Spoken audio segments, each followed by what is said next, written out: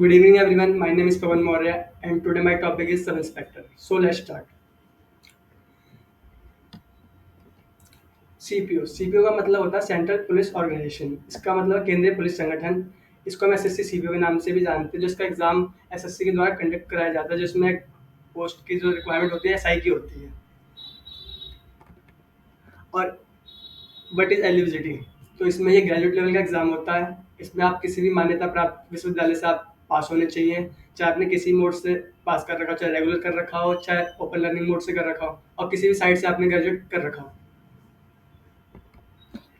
Post detail, इसमें जैसे हमारा सब इंस्पेक्टर होता है वैसे अदर फोर्सेस होते हैं, बीएसएफ हो गया, सीआईएसएफ हो गया, आईटीबीपी हो गया, एसएसबी हो गया। इनमें भी सीपीओ के द्वारा जो एसआई का एग्जाम होता है। एज लिमिट है, इसमें आपकी एज जो लिमिट है 20 साल से लेके 25 साल के अंदर होनी चाहिए। और इस पर कैटेगरी के हिसाब से आपकी जो कास्ट होती है उसको रिलैक्सेशन मिलता है। जैसे ओबीसी को 3 साल का मिलता है, एससी को 5 साल का मिलता है, जो एक्स सर्विस मैन होते हैं जो पहले के उनको 3 साल का मिलता है।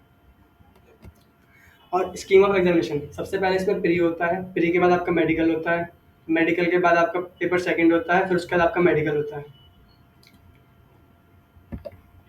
उसमें पेपर की बात करते हैं, जो हमारा प्री होता है इसमें 4 पार्ट में सब्जेक्ट हमारे डिवाइड है। पहला रीजनिंग है, दूसरा मैथ्स है, फिर जनरल नॉलेज है, और फिर रीजनिंग है, जो कि 50+ मार्क्स का 200 नंबर क्वेश्चन होता है, 200 मार्क्स का।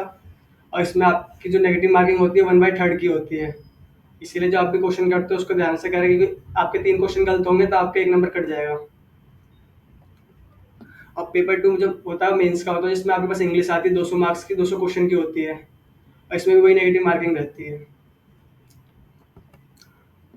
और जो हमारा पीईटी और पीएचडी होता है इसको हमें पास करना जरूरी होता है। अगर ये पास नहीं करेंगे तो हमारा पेपर देने का फायदा नहीं होगा, हमें पहले ही बाहर कर देंगे। तो इसमें फिजिकल स्टैंडर्ड दे रखा है, जैसे कुछ हाइट वगैरह दे रखी है। जो मेल की हाइट होती है 170 चाहिए होती है, अप्रॉक्स 5.6 फीट के आसपास।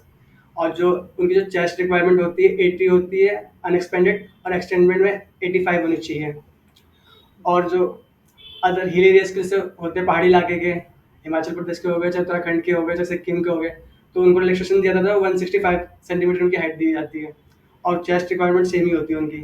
और उसी तरीके से जो शेड्यूल ट्राइब्स जो एससी कास्ट के जो लोग होते हैं उनकी हाइट में भी थोड़ा रिलैक्सेशन और दिया जाता है, तो वह 162.50 सेंटीमीटर की होती है।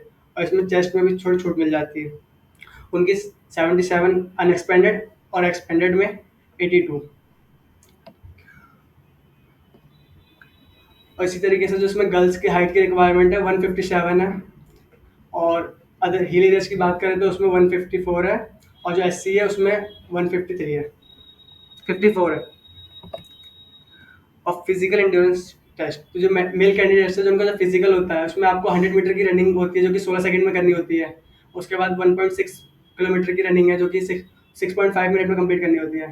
फिर आपकी हाई जंप होती है, जो कि 1.2 मीटर की होती है। इसको मतलब आपको 3 चांस मिलते हैं। फिर लॉन्ग जंप होता है 3.65 मीटर का, इसमें भी आपको 3 चांस मिलता है। फिर शॉर्ट पुट होती है, जो गोला होता है उसको फेंकना होता है, 16 एलबीएस का होता है, 4.5 मीटर आपको फेंकना पड़ता है उसे। उसी तरीके से फीमेल में दे रखा है कि 100 मीटर रनिंग है, तो उनकी इसमें 18 सेकंड टाइमिंग दे रखी है। फिर जो 400 मीटर की रनिंग है उसको उसकी टाइमिंग आपकी 4 मिनट, 800 मीटर की जो रनिंग है 4 मिनट की टाइमिंग दे रखी है। फिर इसमें लॉन्ग जंप दे रखा है उनका 2.7 मीटर का। फिर हाई जंप है उनका 0.9 मीटर का। इसमें भी उनको जो हाई जंप है लॉन्ग जंप है 3-3 चांस मिलते हैं दोनों के। और जो मेडिकल स्टैंडर्ड्स में जो होता है इसमें आपको जो कलर ब्लाइंडनेस नहीं होनी चाहिए, जो आपकी आंखों का जो देखने का विजन है 6/6 होना चाहिए। और आपके नॉकनीज नहीं होनी चाहिए, फ्लैट फुट नहीं होना चाहिए। और आपकी आंखों की कोई सर्जरी नहीं होनी चाहिए। और जो आपका आंखें का दिखने का जो विजन है वो अच्छा होना चाहिए। और आपको मानसिक रूप से शारीरिक रूप से स्वस्थ रहना चाहिए। और सैलरी एंड पैक्स, जो इसकी सैलरी है आपकी 35,400 से लेकर 1,12,400 तक है। और इसमें आपको ग्रेड पे मिलता है, जो कि 4200 है। इसमें आपको महंगाई भत्ता मिलता है, जैसे समय के साथ आप देखते हैं महंगाई बढ़ती जाती है। जैसे जैसे महंगाई बढ़ती है गवर्नमेंट एग्जाम में जो जॉब है उसमें यही फायदा है कि आपकी सैलरी के हिसाब से आपकी, और जो महंगाई होगी तो आपकी सैलरी भी इंक्रीज होती जाएगी। और आपको फिर आप जहाँ रह रहे हैं जो हाउस, आपको रहने के लिए जो गवर्नमेंट किराया देगी, फिर आपके बच्चों की पढ़ाई का खर्चा भी गवर्नमेंट देगी। और जो आप छुट्टी करते हैं तो उसके आप पेड लीव देते हैं तो गवर्नमेंट उसकी भी सैलरी देती है। और साथ में आपको यूनिफॉर्म अलाउंस साल में 2 बार कपड़े के लिए पैसे भी देती है। अब promotion and perks, power and promotions, तो इस जो जॉब होती है आईओ होती है, इन्वेस्टिगेशन ऑफिसर होता है ये। इनका काम होता है इन्वेस्टिगेशन करना होता है।